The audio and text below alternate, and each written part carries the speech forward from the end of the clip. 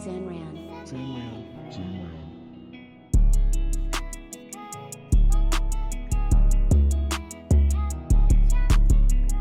Welcome back, M.A.D.E family. We back with another week, man, another video. Before we get started today, I just want to ask how everybody's life been going since the last time we spoke. Leave a comment below, or feel free to DM me if you don't want everybody in your business. I know how that be. Understandable, you know what I'm saying? With that being said, though, I am not a therapist. But, however, I will listen, give you advice, you know, from my life experience. So feel free, man, to reach out. Let me know how you doing, man. I honestly want to know. With me, though, man, I had a birthday on the 10th. That was my first time celebrating. I ain't celebrated my birthday since my 18th birthday. It's been very hard for me. I lost my granddad on that day. So most of the time I would be alone, you know, isolate myself from people. So this year I really celebrated with my family. Went out, got some food, you know, went bold. I thought I had it first game, but you know, my cousin and them, they showed me up a little bit. But it was good, man. It was real good. I got a new job. I love this job, man. I get to help the kids, and it really do something for me, man. It don't feel like I'm working, and I haven't had a job like that ever. Like when I go to work, man, I'm looking forward to it. I'm waking up like, yeah, like, you know what I'm saying? Like, that mean a lot to me, man. So, had a birthday, new job, and I broke my tripod. So that's why this video is a week late. And then I plan to do these videos every Wednesday. So my broke tripod, it kind of set things back. I had to wait for another one to come in, but you know, we here today though. You know what I'm saying? Y'all here's tuning in with me. Y'all still rocking with me, so that's all that matters. Yeah, man, the week's been good, man. For the most part, y'all keep me motivated. Y'all keep my mental going, knowing I have people hitting me up, you know, telling me their story. Looking forward to the next videos, hearing my story. It gives me purpose in life. So I really appreciate y'all for all the support. I just want y'all to keep that in mind, man. Y'all keep me going. So if y'all can keep me going, I'm gonna help try to keep y'all going. If I'm that motivation for one of y'all, man. It's all love. We're a family here. Today on the podcast, man, we're gonna be diving into my first part to my new series, My Road to Self-Destruction. And basically, I'm just gonna be giving y'all the story from everything in my life that led me up to the point of me and my suicide attempt. Yeah, man, it's gonna be a long road, man. But hopefully y'all stay tuned all the way to the end, and like, comment, subscribe, man. Share the story with somebody you know that's going through it. Hopefully my story can touch and help somebody. And really my main goal with sharing my story is to prevent somebody. Because I know a lot of people my age are trying to kill themselves, man. And I'm sorry, man. It just kind of, yeah, I mean, I know a lot of people trying to kill themselves right now. And my main goal, I just want to try to prevent that, man.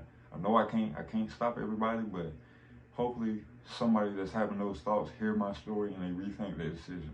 You know what I'm saying? So, yeah, make sure y'all share my story, man. We finna get into part one, though. So, yeah, man, let's get straight into it, man. I was born in Lancaster, South Carolina, July 10th, 2001. And when I was younger, my mom and my dad, they split up. That bothered me a little bit, but I was a baby when they split up. So, really, it came to bother me once I got a little older and realized what was going on. You know what I'm saying? But I lived with my mom all my life, and I grew up in Fort Mill for most of my life, Fort Mill, South Carolina, and that's where I started my elementary school. And elementary school is where it really all kicked off for me. With this part one, it's really gonna be focused around my weight and bullying. So, yeah, summertime when I was a kid, I used to always go to my grandma's house in the summertime. All my cousins was there, you know what I'm saying? Like, we having fun, you know, just being kids, man. And my grandma was a grandma. You know how grandma is, man. Grandma gonna make sure you eat, grandma gonna make sure you fed. And our grandma, she used to throw it down, man. Like, we wake up, bro, we getting cheese, grits, I mean, bacon, sausage, toast, You want some pancakes, she cooking pancakes. You want waffles, she'll cook you some waffles. You know what I'm saying? Like, we really got whatever we wanted. Had lunch, she going crazy for lunch, going crazy for dinner. And so we would get that every day. And on top of all that, we had dessert, man. Like, my grandma makes the best honey bun cake, man. I don't know if you're from the South. If you don't know what a honey bun cake is, man, let me know, man. Cause yeah, grandma, she cooked the best honey bun cakes. I put money on that. If you think your grandma make a better honey bun cake, hit me up, bro. We're gonna have to talk about that. But yeah, my grandma would make these honey bun cakes though. I mean, it was 6 of us. I had 6 cousins growing up, and her little 1 bedroom house. Like, I mean, we had pallets all over the floor, but we wasn't sharing no cakes, bro. Like, she making me a cake, making him a cake, making her a cake. Everybody had their own cake, and we eating 3 meals a day. So you can just imagine, man, I'm eating good. Like, and as a kid, I became kind of lazy when I would go back home. Go back home, I done got down eating good at grandma's house, like tearing it up. Go back home, I'm not active. I'm in the house. I'm playing the game. I'm on Call of Duty. You know, around this time, Xbox was jumping. I wasn't on PS4 or nothing like that. I was on Xbox. If you was on Xbox, man, let me know, man. They hate on Xbox now, but Xbox used to be that shit, man. But yeah, man, I used to be on Xbox, Madden, mostly Call of Duty though, or Saints Row. Them was my bread and butters, man. I'm on that all day. I get home from school. Before I even hop on my homework, I'm hopping on the game. You know what I'm saying? Like, sometimes my mama had to cut the Wi-Fi off, make me do my work. You know? But yeah, I wasn't active like that, and that really affected me. And I wasn't knowing the effects of not being active at first. So once time got to going on, I started repeating the same thing. Like, I was in sports, but I never really took them serious. Like, my mom made sure I played all the recreational sports. Man, I was in soccer, I was in baseball, uh, basketball, football. I did it all when I was a kid. I was active when it came to that, but I wasn't really trying my hardest. Like, I was just doing it for fun. You know what I'm saying? So it came to a point, man, I started to get weight. Like, weight started to catch up to me. And, I would start to get picked at, man, because I had gotten to the point when, excuse me, man, I don't mean to offend nobody out there, but I had the man boobies. I had the man boobies, man. And so I remember I used to try to wear tank tops. That was my thing, bro. I was like, I gotta be able to hide this, bro, because I'm still trying to talk to girls. You know what I'm saying? Like, they don't want to talk to no dude like me. Like, very insecure, man. So I'm wearing tank tops, like pulling them down, trying to make sure, I'm good. And it got to a point where I couldn't really hide them no more. So people was picking at me, man. I mean, I had chubby cheeks, people started picking at me, calling me names and stuff. And my mama, she was a school bus driver. So as a kid, I used to have to ride the bus, and I had to ride the bus through elementary, middle school, and high school kids. So I really got to tell around with the middle school kids, man. They used to get it to me bad. And so I didn't ride my mom's bus for one. I never wanted to really ride my mom, but she went to another school. I wanted to stay with my friends. So I'm with a whole nother bus driver that's not my mama.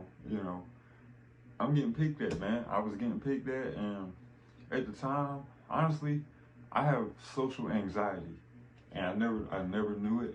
But growing up, I would never say nothing back. I don't know how to, like, talk to people sometimes. Like, this right here is giving me anxiety telling y'all my story. But yeah, like, I feel like I would be standing weird. If you got social anxiety, man, you understand what I'm saying. Like, everything, you just feel out of place.